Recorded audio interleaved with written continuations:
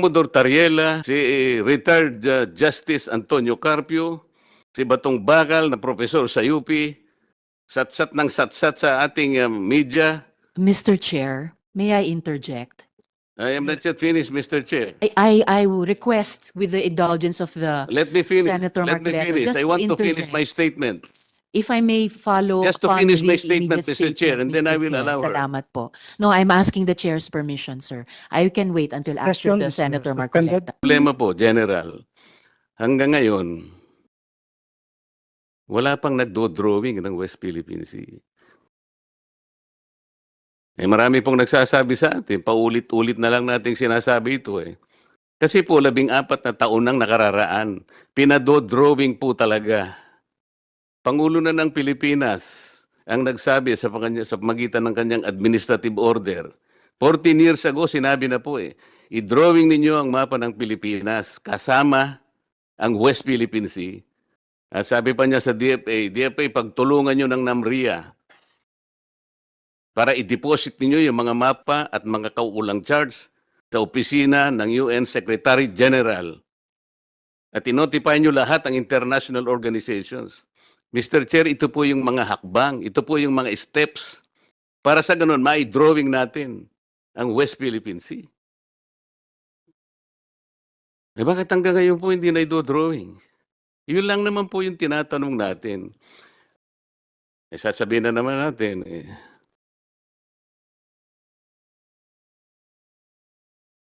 paano natin iis natin? Paano po yung budget natin? Ang dami po bahin po natin ang ating GAA for 2026. Department of National Defense, Department of Natural Resources, Environment, pati po siguro DOTR.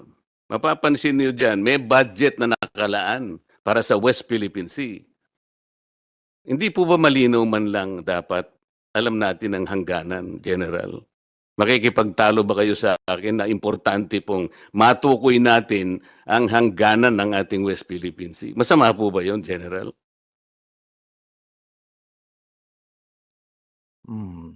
Thank you, Mr. Chair, Your Honor.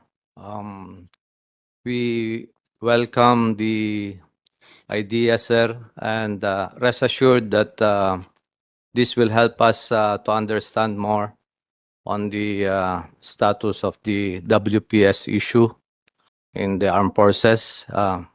And we assure you, Your Honor, that the armed forces will always follow the national policy direction of the government, and we will always follow the chain of command, the directive of our higher headquarters, Your Honor. Salamat po sa sagot ninyo, General. Sa mga tweet, sumasang-ayon po kayo na dapat lamang talaga matukoy po natin ang hangganan ng saganang atin. Tama po yun? Thank you, Mr. Chair, Your Honor. Hindi, tama po yun? Yes, Your Honor. Okay. Kasi po, General, maski po sa ating mga batas, tutukuyin ko na po, Republic Act 12064. Pag binasa po ninyo ang definition ng West Philippine Sea, tumutukoy po sa maraming bagay ng ating karagatan. Una na po yung ating Luzon Sea, yung ating exclusive economic zone, yung Bajo de Masinloc, and the maritime features of the Calayan Island Group. Kaya kailangan po nating matukoy talaga. Yun lamang po. Meron tayong definition sa batas. Meron tayong kautusan ay binigay sa NAMRIA at sa Department of Foreign Affairs. I-drawing na yung mapa upang makilala na kung nasaan talaga ang West Philippine Sea. Tingnan po ninyo, General. 1953, kung inyo pong susuriin ang mapa ng daigdig, lalo na ang karagatan. Yung ating Eastern Seaboard, nandun po yung Philippine Sea. 2000 po, dinrawing uli yun. Kasi po, every now and then, dinudrawing talaga yun. Nandun po pati coordinates, pati charts.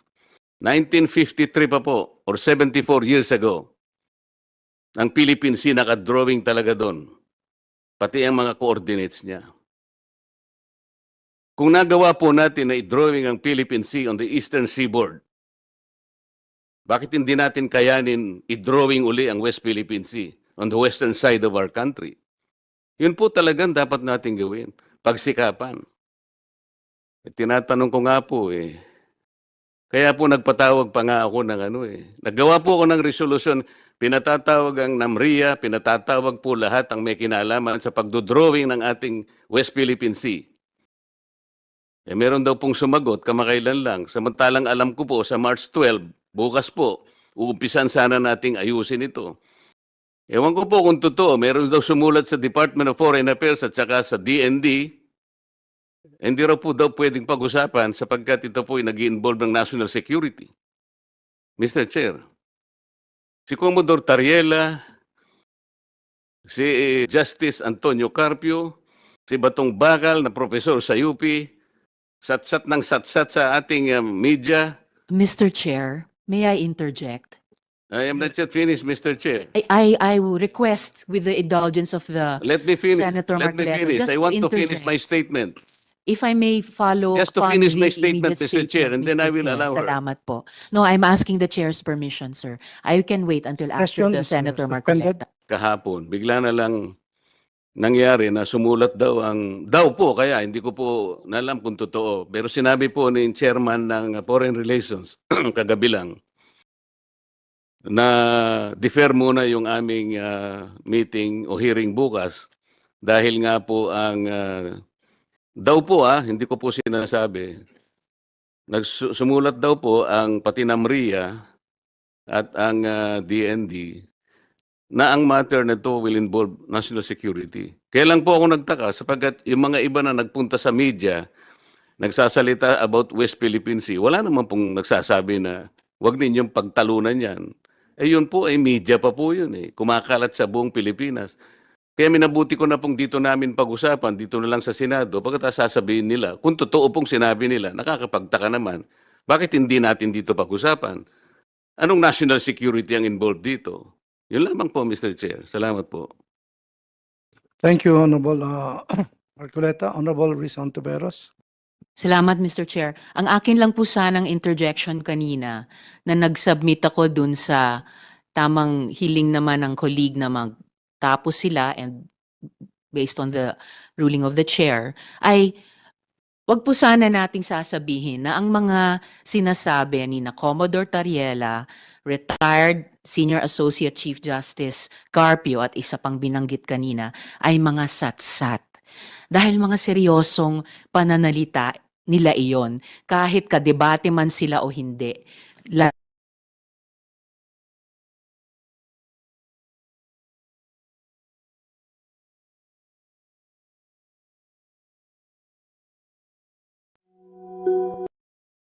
Alam po ba ninyo kung bakit Honorable ko ginamit? Marcoleta. Alam po ba niyo kung bakit ginamit ko yung satsat? Hindi ko lang po alam kung ano ang pagkakaintindi po ng ating kasama ron. Pero yung satsat po, walang implication na masama yun. Kaya ko po ginamit yung salitang satsat. Kapag sila po yung nagsasalita, wala pong batayan Halimbawa po, yung sinabi ni Justice Carpio, hindi na po kailangan ng coordinates para po i-delimit natin ang exclusive economic zone. Mali po yun Magkakamali po, pati ang mga taong bayan maniniwala sa kanya sapagkat dati siyang magistrate ng Supreme Court. Mali po yun Ang dami pong babanggain na artikulo ng UNCLOS pag pinilit niya yun. Pati po yung mga pasabi, regular na reminders po ng opisina ng UN Secretary General. Kaya ko po sinasabing satsat. Yun naman pong professor sa UP. Ano pong pinagsasasabi niya? Nag-submit na raw po ng mapa ang NAMRIA sa United Nations. Satsat din po yun, Mr. Chair. Kahit nga po ngayon dito, matutukoy natin, i-open lang natin ang website kung alam po nung professor ng UP na wala tayong sinasubmit na mapa. Alam po ba niyo kung pinapakitang mapa ng NAMRIA? Administrative map, Mr. Chair. Ang administrative map only shows the political subdivisions of our country, regions, mga probinsya. Hindi po yun yung mapa na hinihingi po para sa ganon magkaroon ng hakbangin para finally ma-drawing natin ang West Philippine Sea. Marami pong proseso yun Maraming proseso yun. Hindi pala niya naiintindihan, sat-sat na sila ng sat-sat doon. Oh, yung Commodore Tariela naman yan. Pinayagan ba siya ng CHED na sabihin kung nasaan ang West Philippines? Hindi naman niya po tinutukoy. Pakinggan po natin yung kanyang discussion. Miski isa doon, kaya ko lang po nasabing gano'n. Lumalabas sa social media, lumalabas sa mainstream media, buong Pilipinas nagtatalakay sila. Wala isa man na nagsabi that that issue involves national security. Bakit po nung ako gumawa ng resolution para dito natin pag-usapan, formally, bakit biglang naging national security? Yun lang naman ang tanong eh. Di po ba mahalaga sa kanila na ayusin natin lahat dito? Ito po ang bagay, ito po ang formal. Dito po mismo sa Senado. Dito po natin ayusin lahat ang hindi pinagkakaintindihan. Hindi yung radyo dito, TV dito, lahat sa halimbayan. Dito, yun ang gusto kong mangyari. Bigla na lang nagkaroon ng national security. Nakakapagtaka naman, Mr. Chair. That's the only point. Salamat po sa sagot ninyo, General. Talaga pong kailangan lamang na talagang yung hangganan ng ganang atin, matukoy natin, madilimit natin, yun ho ang inihingi ng batas. 14 years ago. Yun po yung hahanapin ko sana sa NAMRIA. Bakit hindi niya ginawa 14 years ago na nakararaan? Para matulungan po kayo. Para hindi po kayo parang nasa kadiliman, hindi natin alam hanggang hangganan. Makatulong po sa inyo lahat yun. At tama po yung gagawin nyo. Ang mandato po ninyo, tama rin po yun. Proteksyon na ng saganang atin. Pero pangkaraniwan na, kailangan alam natin ano ang hangganan ng saganang atin. Wala pong masama doon. Salamat po, Mr. Chair. Thank you, Honorable Marcoleta. Honorable Jinggoy Mr. Chair, Estrada. maybe we can excuse the nominee and we. I was about Work. to say that. Thank you. If there are no more inquiries, we can now excuse General Francis Carandang. If there are any more, no more inquiries or comments from the members, yes, Honorable Albano, Honorable Revilla. Sorry. Thank you very much, Mr. Chair. Just a short inquiry to one of the nominees. I would like to call in Colonel Robert Isnani from the Philippine Air Force. Yes, can we call on Honorable Colonel Isnani to take the seat in front?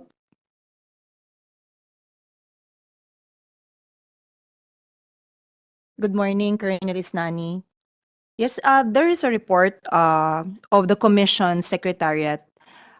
They mentioned an unverified family accounts indicating that you may have a blood relation to Pedro Javier Cuevas, also known as Datu Calun, a Caviteño figure historically linked to the founding of Lamitan in 1886. Interesting po kasi ito, Mr. Chair.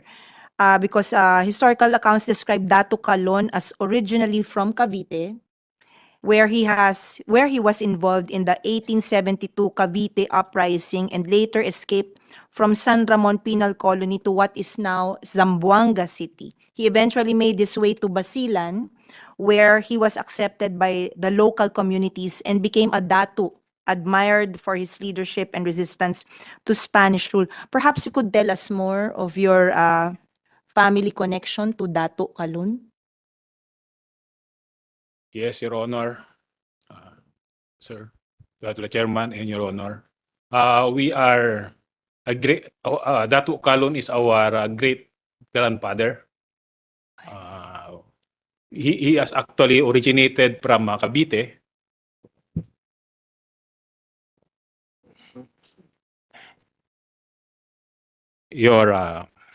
Mr. Chair and Your Honor, we are actually a our great grandfather is Datu Calun, who is together with also our cousin Jacinto Cuevas. They are the two who has been captured by the Spanish. Then they actually sent to San Ramon prison. Then they escape. So according to my mother, who is a granddaughter of son of Jacinto Cuevas and Pedro Cuevas. So these two guys, ma'am, actually they are the two who is from San Ramon, then they escaped toward Basilan. Then it happens that they know how to use combat things, then they will be recognized one of the datu. But before they become a datu, they will be tested by the Sulu Sultanate for them to be recognized. And fortunately, my great grandfather is already passed and tested, so he was been recognized also by the Sultanate of Sulu.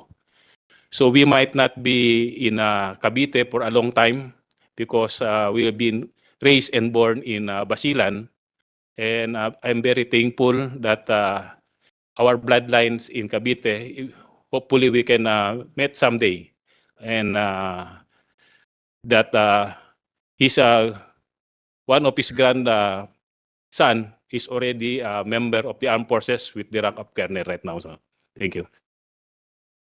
Colonel, we have recognized the existence of your great-grandfather. Fortunately, in Bacoor City, there is a monument that has been put up in to give recognition to the heroic actions of your great-grandfather. And we have recognized, we have formed a sisterhood relationship with Lamitan Basilan. And we recognize your the heroic deeds of your great-grandfather. And hopefully it will extend to you as Colonel Robert Isnani. Congratulations po on your promotion, and we will support your promotion. Thank you very much. Thank you, Your Chair. And That would be all, Colonel. thank you. Thank you, Honorable Revilla, Honorable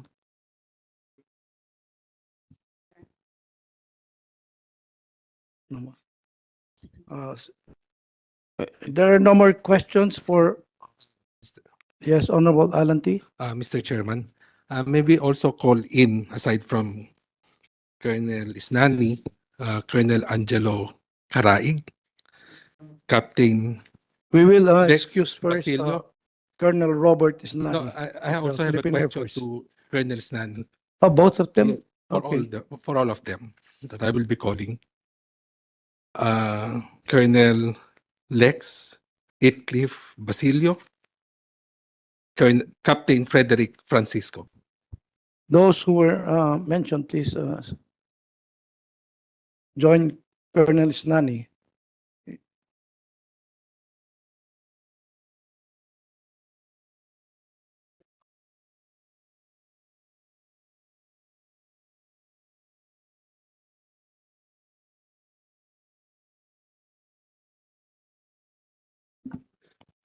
Before we continue, the chair would like to acknowledge the Honorable Senator Bongo.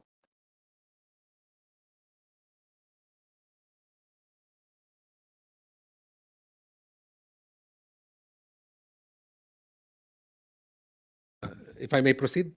Yes, please proceed, My Honorable. questions pertain T. to artificial intelligence, its uses and importance.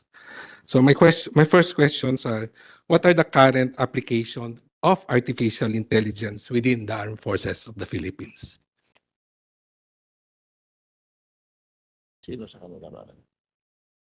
Anyone can answer, since all are into communications and intelligence.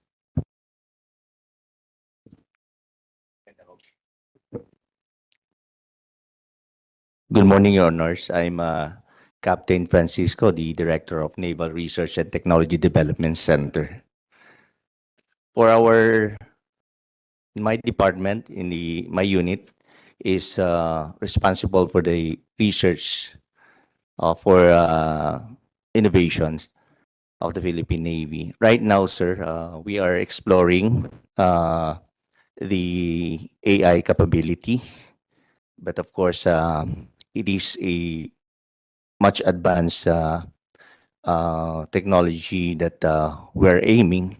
But right now we are starting with the unmanned systems. So with these unmanned systems, together with our partners, the academe and the Department of Science and Technology, we are exploring on the possibility of having a unmanned surface, aerial, and underwater detection. So as of now, sir, we are going to that capability in AI, but it is a startup, sir.